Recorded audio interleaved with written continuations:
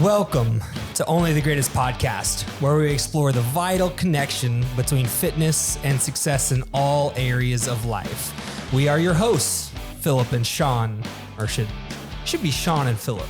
Shawn and Fil. I'm gonna remember that next time. You always put yourself last. Yeah. You know, I need to remember that for next time. And our goal is to help you become the greatest version of yourself. We do that through two different show types. Every Friday, we're gonna come to you with a full-length episode. That episode may or may not include a guest. And then on Tuesdays, today is Tuesday, we're gonna bring you a little nugget of knowledge that you can immediately implement into your health and fitness journey. If you happen to find any value in this show, all we ask is that you leave a quick review and mention specifically what helped you out. If you're listening on YouTube, be sure to like, subscribe, and leave a review and a comment. The one and only sponsor of this show is ourselves, OTG Fitness. OTG Fitness is a private personal training gym located on the south side of Houston in Webster, Texas. You can find more information about OTG Fitness by visiting otgfitness.com or searching OTG Fitness on any social media platform. So that being said, today is Tuesday.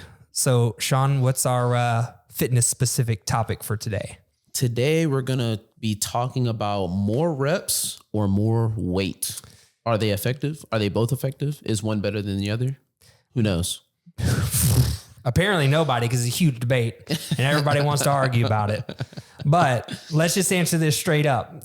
You know, the answer to the question is they're both effective. Mm-hmm. And nobody likes to hear that, that there's no one answer. Yeah, but they might think it's a little bit of a cop-out, yeah, possibly. Right. Yeah. The most important thing is that you're hitting it hard, right? Yeah. Like that you're actually going to the gym. That's right, that you're showing up in the first place. Yeah. And then while you're there, the intensity is high. Yeah. Right. Yeah. So we're going to use two science-y terms. They're pretty simple things though.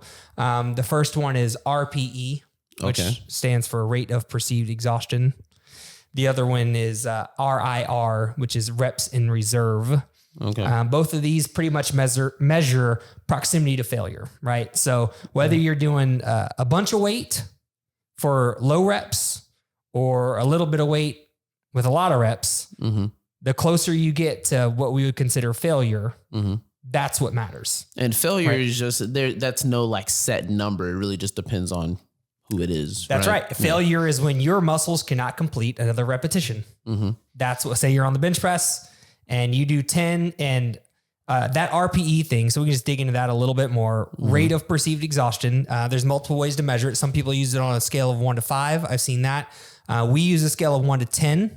This is the scale that we use at the gym, RPE. Whether you call it RPE or not doesn't really matter. Yeah. The fact that is what it is, though. It's a scale of 1 to 10. 10 means if I do another rep, I will either drop the weight, pass out, throw up. Yeah, you're going to fail. Yeah, you're going to fail. You cannot physically do another one. So like squats, RPE 10, very difficult. I can't say that you have to have a spotter. Yes. Yeah, you're definitely going to need a spot. That's right. Because you're going to completely hit failure, right? One means that you walk through the door, right? So whether you do a lot of weight, little reps, or little weight, a lot of reps, you don't have to hit a 10, right? But you got to get close to it. Yeah. And I think that's the main takeaway. Gotcha. Here. So, Shawn, what do you do? Like when you're in the gym and, we were talking earlier about you had never really trained to actual failure before. Do you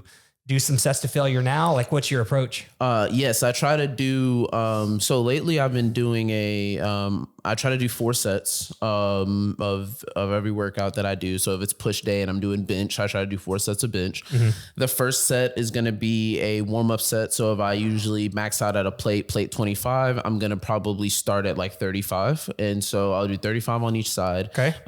And I'll do that for 10 to 12 and,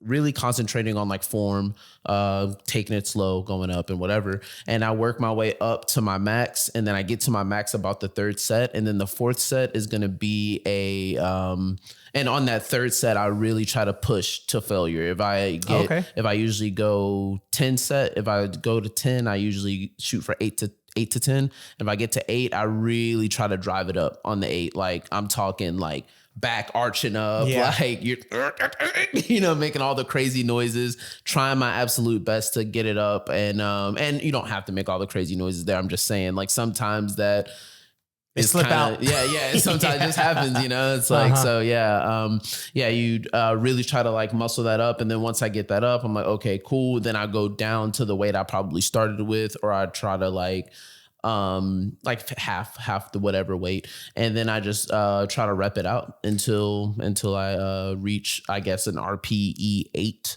to 7-ish area. So that's a pretty good place to be. So on that last set, you're going RPE as close to 10 as you can get. Yeah. Right? And do you know the weight? Because I think that's a big thing I want to touch on here. You know the weight that you need to use to hit RPE 10 on 10 reps. Yes. Right. Yeah. For me, you understand what I'm saying? Yeah. For me on bench press, it's just a plate. I don't bench a whole lot. So it's like, if I really want to like push myself, I'd probably, if I wanted to do one set that was like 5 to 6 RPE, then I would probably start with the 35 and then I'd bump it up. And if I want to do the next 2 sets at 8 to 10, because it's definitely going to get harder on that last set after your muscles are a little exhausted, I would probably go a plate and then probably bump it up plate 10 or 15, I think is like my max. And you're getting about 10 reps. Yeah. About 8 to 10 is what I try to shoot for. And you're at pretty close to almost failure.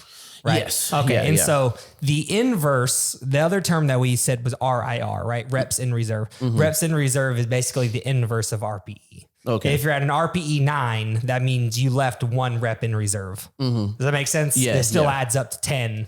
Gotcha. Either way. So you're working your way up. And I think the trick, if you're listening to this, what Shawn just said, what makes that whole thing difficult is knowing what weight to use. Because you pick and I'll explain kind of my approach, but you pick a rep range, right? Or you don't, I guess. But in my opinion, it's a good idea to pick a rep range, and then you need to know about what weight to use to reach close to failure within that rep range. Let's say my rep range is between 8 to 10. Well, I need to know if you put a 25 on each side, when you get to 10 reps, it's easy. You're at RPE like 4. Yeah. Right. Lots of reps in reserve. Exactly. It was really, it was too easy. Right. Yeah. So, but once you've been in the gym for long enough, you've done exercises for long enough, that's how you kind of learn about what weight to use. Right. Or do you just kind of start easy and work it up? So what I would start with is just, kind of start easy and then work it up. What I usually go with is something that I can warm up on, and then I would kind of go up from there. And what I've been really liking lately is just like starting at that low weight, getting that warm up set in, those next 2 sets, like I just explained. And then that last set is like either like, what is it called? A pyramid, where you go up and work your way back down, like down there.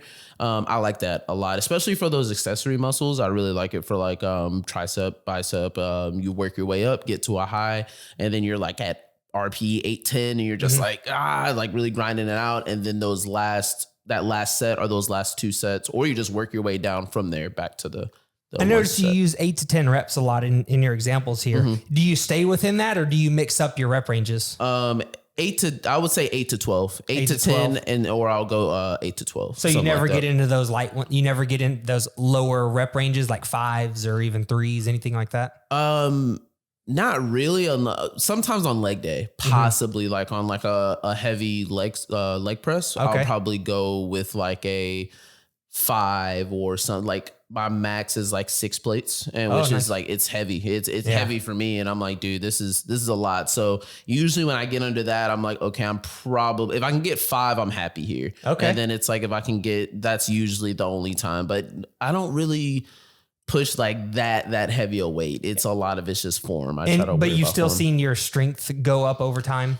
Definitely. Yeah. It's like I wasn't able to hit that. And now for a while my strength was just kind of, leg press is my like kind of go-to as far as measurement of strength, because my legs just weren't as strong. And 4 plates was like the most I was able to do, and I was kind of struggling there. And now 4 is like I wouldn't say easy, but it's not, it's way earlier in my workout than it would be before being like my very top. So it's like, Yeah. So that's just proof that you don't have to do heavy singles, 2 reps, like kind of stuff to get stronger. Yeah. Very You true. can get stronger in the higher rep range, right? Yeah. Yeah. And so I think that's a really good point, you know, for people listening to hear that, you know, if you're in here, when you go on Google and you look up like how to get stronger, you're going to see a lot of got to do 5x5s, got to do 3x3 or 5x3 reps, 5 sets of 3 reps, 5 sets of 5 reps, stuff like that. And it's a lot simpler than I think people make it out to be sometimes. Yeah, for sure. Yeah. You know, because no matter what, especially in the beginning, the first 1 to 2 years in the gym, you're going to get gains no matter what. And that's another point that I want to make here is that, yeah, we're talking about this RPE, and in our opinion, a good solid RPE for most of your workouts are about a 7 to an 8. Okay. Meaning that on a scale of 1 to 10, you're pushing yourself to about a 7 or an 8 of maximum. If 10's maximum effort, right, failure, most of your volume, most of your work should probably be done in that 7 to 8 type of range. No matter what weight you're using, no matter what rep range you're using, in the effort category, you want a lot of your work to be around that 7 to 8. And then you can bump it up to 9 and 10 sometimes for sure. Yeah. But you don't want all your work to be in the, especially in the beginning. Now, the more experienced you are, and we can talk about that, the more often you may have to reach those higher numbers. You know, but do you think, I guess, you don't want to be in the 9 and 10s all the time because you could possibly get hurt. Yeah. Like, for sure. Very, you could, often. Risk of injury goes up, no doubt about that. And I think that that's something that everyone should take into account, whether you're a beginner, because maybe your form's not quite perfect yet. I should mention that too. If your form is not perfect, you should never, push past an 8 for 100%. You know, with 100% confidence, I say that, like, science to the side. Yeah. You're putting the risk reward. Every single exercise you do in the gym has a risk reward spectrum, right? If your form is not perfect, then you don't need to be pushing yourself up that risk reward spectrum. Yeah. Like on bench, if you're on anything. Yeah. I'm just saying, like, bench, just for one to just throw out there. It's like, if your arms are too flared up, you don't want to have like 225 on top of you while you're doing that. You do that enough, you're probably gonna, your rotator. Yeah, it's only a matter. Screaming. It's only a matter of time before you either give yourself an injury slowly over time, or it's one freak accident, which both are terrible. We don't want either of those things to happen. So exactly. But yeah, as your experience goes up, then you can start reaching those higher RPE ranges. But until it does, you don't really need it. You can get stronger in the 7 to 8 range. But at the end of the day, you're still working hard and working consistent. Yeah. Right. Yeah. And so my approach, I do vary the rep ranges more often. A lot of times I like to pick a low rep range to start. Like, I'll get warmed up and everything, do a nice active warm up, all that good stuff. I do a lot of stuff in like the 3 to 5 range. I really like that. I can't remember the last time I did less than 3 of anything. And I would say the only thing I even do 3 of is like bench press and squat. Yeah. That's probably about it. That's the only things I'll ever do 3 of. Shoulder press, the lowest I'll go is like 6, maybe even 8. Yeah. Deadlifts, I don't do heavy at all. The lowest I go there is 8, and that's probably at an RPE like 5 or 6. I was going to ask, do you deadlift often? I do a lot of movements that involve hinging of the hips, which is which is the deadlift, right? But the deadlift itself, I will use the hex bar. Okay. Pretty regularly. Yeah. Just it helps you get into a little bit more of an optimal position. But, I did hurt my back pretty bad about 4 years ago now. Oof. And, for whatever reason, anytime I get on the barbell, something seems to go wrong either that day or the next day or like within the days to come. Yeah. I will do bar sometimes, but I don't do more than like 185. Yeah. I'll do 185 for a couple sets of 10, maybe even 15. And that's about it. But I do a lot of like ball slams, which calls you to get into a deadlift position. Yeah. Hip thrusts. Yeah. Right. Stuff like that. Kettlebell swings as well, which I really like as they get into higher rep ranges. Yeah. I like RDLs too. That's one of my favorite leg day workouts. Yeah. I do RDLs, single leg RDLs as well, can be extra effective. Yeah. You know what I mean? So yeah, pick your exercise of choice, but yeah, we want to pick a rep range for that day, whether it's 3 to 5, Or we can go up higher, 8 to 10, like Shawn. You can go 15 to 20, whatever suits your fancy, right? Whatever floats your boat. Personally, what I like to do is vary my rep ranges each workout. Okay. So are you familiar with the term periodization? No, I'm not. Okay. Periodization is kind of classic approach to weightlifting, where it says for this 6 week period, I'm going to lift in 3 to 5 range. Oh, okay. The next 6 week period, I'm going to lift in the 6 to 10 range. And the next 6 week period, I'm going to lift in the 10 to 15 rep range. It's almost like a training block. Yeah, it's a training block. It's exactly what it is. Okay. Done that in the past. It's great, all good and everything. But what I've come to for myself now, where after working out pretty consistently for going on about 12 years or so now, I like to hit multiple rep ranges every workout. Okay. So just each workout, whether it's a push day, pull day, full body, legs, whatever it is, I'm just going to hit multiple rep ranges each workout. And I like that, probably because I think maybe so much about other people's workouts all the time and putting them together. Yeah. I don't want to have to worry about my own. I understand. So my workouts don't have a whole lot of pre-made structure to them. I just make sure I get a nice compound lift, in the lower rep range, and then I'll do something else a little bit higher rep range, and then maybe go even really high towards the end of the workout. Okay. But the point is, to go back to the RPE thing, at the end of the day, each set of exercises, I'm working usually around that 7 to 8 rep range. And I might, if I'm feeling good, no aches, pains, or anything like that, I might take 1 to a 9 or so towards the end of the workout. Like really, really close to failure. Yeah, exactly. Yeah. So, that's just me. It's what works for me. I think that it's a really good approach for anyone listening. Yeah. If you're a beginner, don't worry about reps, sets. Just make sure you're getting enough. You're working hard. You're pushing yourself, and you don't hurt yourself. Yeah. And that's what I was going to say also is like, the reason why I try to train more of the weight that I do to failure is because, man, I feel like there's a lot of times like I said, I've been training for probably like 2 years, 2-3 years. And it's just like, man, for a long time, I never even thought of that, never thought of training anything to failure. It's just like, I would see people like really strong, like power lifter, Arnold type dudes, like really like pushing it. And I'm like, oh man, that's a lot of weight. I can understand. But it's like, I didn't know that that it was like even like it even made sense to train just anything else that was lighter than 245s or 225 or whatever to failure. So I feel like I would just kind of go in and kind of lollygag in the gym, just like, oh yeah, I'm just going in, I get my 8 to 10 or my 10 to 12 and I'm like, okay, cool. See you later. I'm done. And it's like, I wouldn't let the weight like really push me and really feel like that, almost like a challenge. And I felt like I was just kind of getting subpar results from it. And it's like, now I feel like I'm starting to see more definition, better form, just more intensity. And it just feels like I'm really getting the most out of every because you're pushing those higher RPE ranges. Yeah, right. Exactly. And I think I'd rather that happen with the story you're telling me now. Cause now that you're about 2 years into the journey, you're really kind of finding yourself. I'd rather that happen than someone come in and try to crush it and then hurt themselves from day one. Because this is a journey. Hurt. Yeah, you're hurt. And then it's like, man, I'm out for a month, 2 months, or a couple of weeks or whatever. And it's like, now I can't go to the gym, and you kind of lose that little. Yeah, who knows what it does to your mental state? Oh, yeah. Yeah. So I think that I'd rather someone do that. Now, we never want to go in and lollygag, right? We want to go in, do work, but I'd rather you hold back than overdo it, probably because you don't want to hurt yourself. Yeah, like sure. I was trying to like more so just get on top of just going often, but yeah, I definitely wasn't getting the absolute most out of every workout. Yeah, for sure. Consistency first. Right behind that comes intensity. And then when you put those two together over long periods of time, you're going to get where you want to go. Contensity.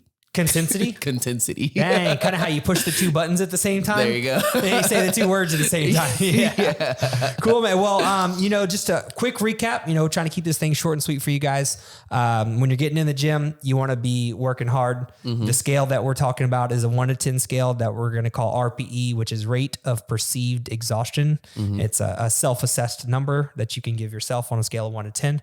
10 means if I try to do another rep, I'm going to pass out. Yeah. Right. I don't have anything left in the tank. Yeah. There's nothing left. Yeah. So the most important thing is that you're getting close to that without actually having to hit it all the time. So it doesn't matter how many reps you do, how much weight you do, as much as you're getting close to that. Yeah. To failure. Yeah. The proximity to failure is small. Gotcha. Right. But you don't have to hit it. You don't have to close the gap. Yeah. But the gap, what is it? What are we thinking here? I don't know. It's getting smaller without actually closing up. Yeah. You're, just closing the gap. You're getting closer and closer. Yeah, exactly. So I think that's the main takeaway here. Guys, obviously, if you have any questions or concerns, you can reach out to us, otgfitness.com. Yeah. Make sure you like, comment, subscribe, and share this episode wherever you see it with whoever needs to hear it. That's right. And we'll see you guys on Friday. All right. Peace out. Very nice.